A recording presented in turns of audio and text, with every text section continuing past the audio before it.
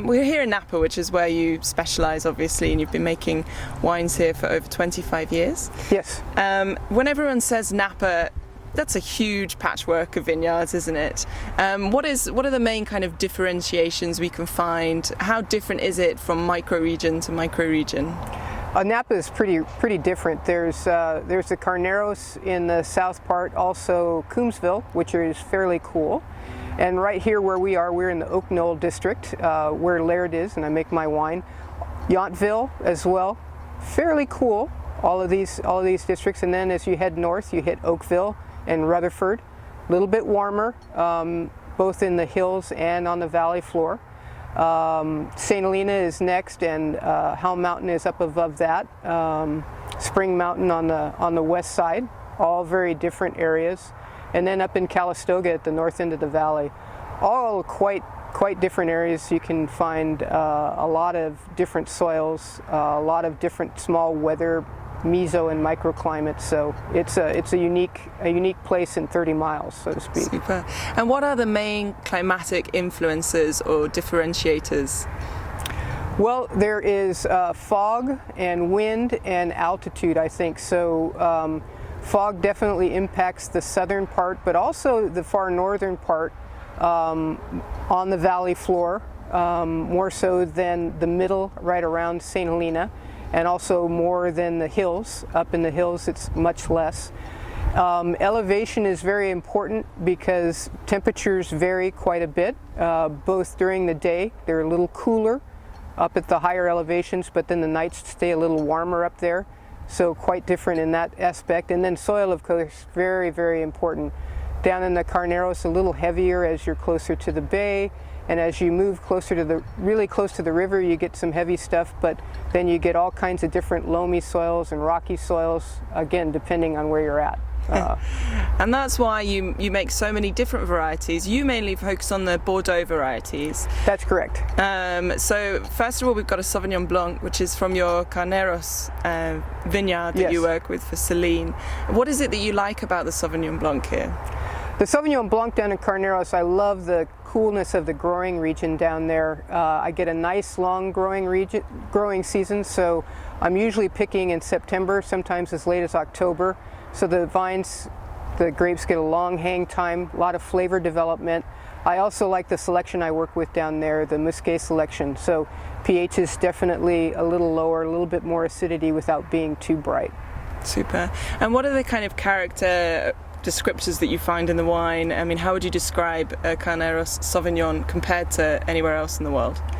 Well, there's a nice brightness, but without being kind of New Zealand bright. So you have a nice mouthfeel to go along with that acidity.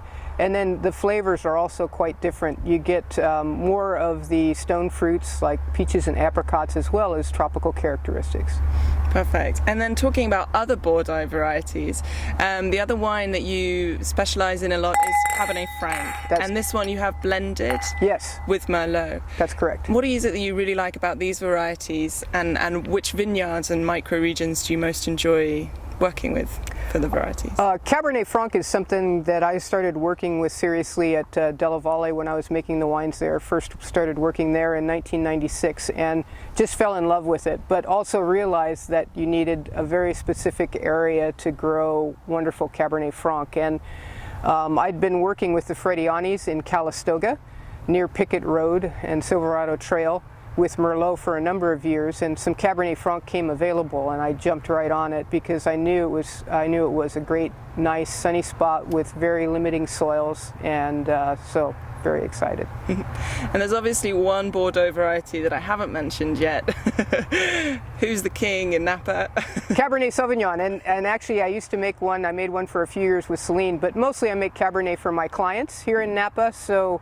Up on Helm Mountain for Chimarosa, in St. Helena for Bressler, and then I work with the Palmas vineyard down in Carneros, and those mostly are Cabernet. They also have some blenders, but obviously Cabernet is what Napa is known for. Grows very well here. You can make a very, very decent Cabernet almost anywhere in the valley. Of course, there are areas that do a little bit better, but it's one of the things that grows extremely well here in Napa. And what are the characteristics of the areas that you think produce an outstanding Cabernet? Having a long growing season, not late necessarily, but long, so just a good long time for the fruit to be on the vines. Limiting but not too rocky a soil. Good sunshine, good sun exposure, but again, not too much hot sun. It's just it's God's country here. You realize it when you travel anywhere else, what a great place it is. Also, I think viticulture has been going on here for such a long time that people, it's in their blood. They understand Cabernet and how to grow it, and that's also very important. Absolutely. And I wanted to ask you about what have been the biggest changes in style and where have they come from in Napa over recent years? Well, I think one of the big things, I've been in Napa since the early 80s, and one of the big things is when we replanted from phylloxera and everything that we learned along that path and how we had a chance to improve our grape growing and winemakers getting out into the vineyard. I think that's been the biggest improvement. And I saw it happen on one particular estate that the vines had been first established in the early 70s. Made very nice wine, but then as we replanted in the early 90s, because of phylloxera, the wines were quite a bit more broad and just that much better. And it all was with improved agronomy and lots more time in the vineyard for both the agronomists and the viticulturists and the winemakers. Great, that's interesting. What are the other great challenges that you feel are coming in Napa in future years?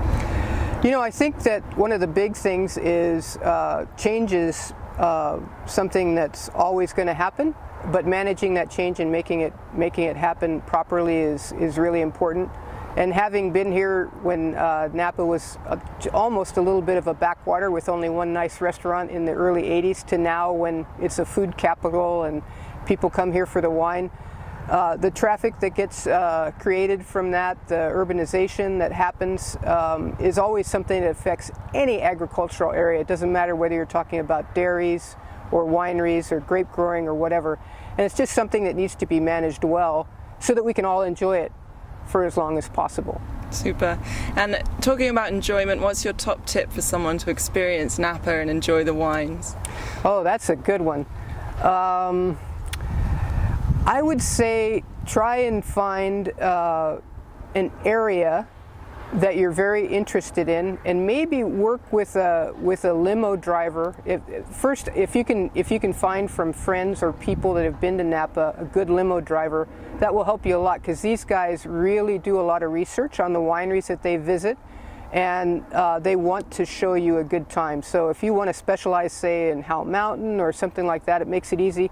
That's another thing. If you pick one region, it makes it a lot easier, because you think it's not a very big place, but it takes a long time to get from Yountville to Howell Mountain, and it can really ruin a visit. So pick an area you'd like to visit, see if you can find a good driver, and then hit that area and really get deep.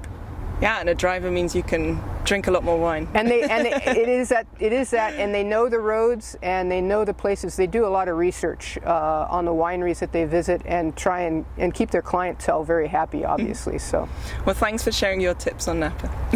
You're welcome.